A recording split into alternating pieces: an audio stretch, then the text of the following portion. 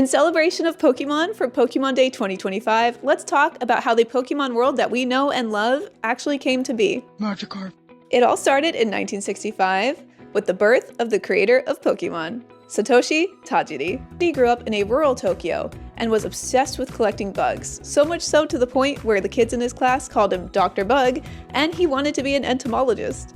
But as time passed and Tokyo became more city-like, unfortunately a lot of the bugs' habitats were destroyed, which made collecting for him very difficult. But he claims these years as an inspiration for the Pokemon series, as he wanted to encapsulate that feeling of collecting little critters for future generations. In addition to his love of bugs, he also grew to be in love with arcade games.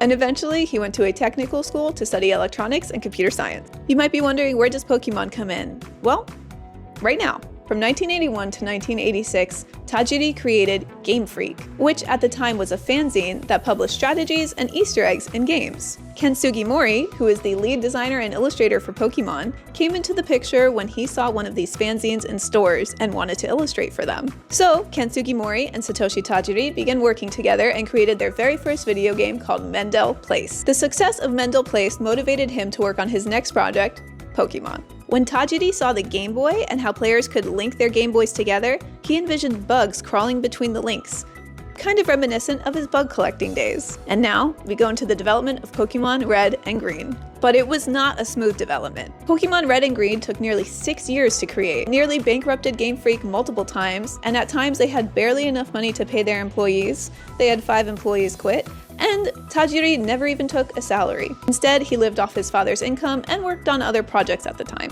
Eventually, Creatures Inc. stepped in and invested in Pokemon, which resulted in them getting 1/3 of the franchise rights. Probably the best decision they ever made. But the problems don't stop there. By the time the games were complete, the Game Boy was considered a dead console, and the games were not expected to do well. But Tajiri hid the Mew Easter egg in the game, which made people start talking about it more and more and more, and it slowly grew over time in popularity. And decades later, it is the biggest media franchise in the world.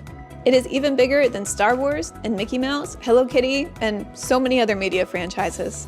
And this is why The Economist named Pokemon as Japan's #1 export. And of course, Satoshi Tajiri was named as IGN's one of the top 100 game designers of all time. I personally have so many memories that I love with Pokemon growing up, including walking around with my little silver pouch with Lugia on it and the games inside. Not to mention when Pokemon Go became huge in 2016 and we were running around with all of our friends. If you grew up with Pokemon, comment one of your favorite memories below, and if you're new to the hobby, tell us what drew you into it. If you enjoyed this content, don't forget to like and follow, and you can check our page for more. Thanks for watching, and happy Pokemon Day! Magikarp.